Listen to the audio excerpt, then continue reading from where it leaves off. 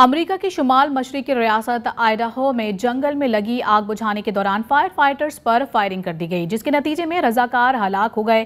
حملہ آور کی لاش بھی جنگل سے مل گئی۔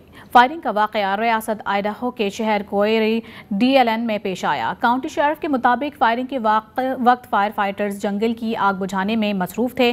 حکام کے مطابق فائرنگ کے واقعے میں ملوث حملہ آور مارا جا چکا ہے۔ حملہ آور کی لاش جنگل سے ملی، جس کے پاس سے اسلحہ بھی برآمد ہوا ہے۔ ابتدائی تحقیقات سے معلوم ہوا ہے کہ واقعے میں صرف ایک ہی شوٹر شامل تھا۔ فی الوقت کمیونٹی کو کسی قسم کے خطرے کا سامنا نہیں ہے۔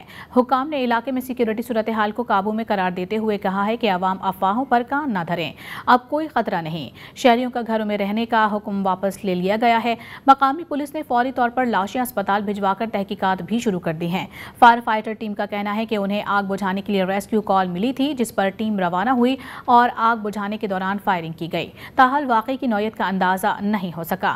حکام کا کہنا ہے کہ ممکنہ طور پر جنگل میں آگ حملہ آور نے ہی بھڑکائی تھی۔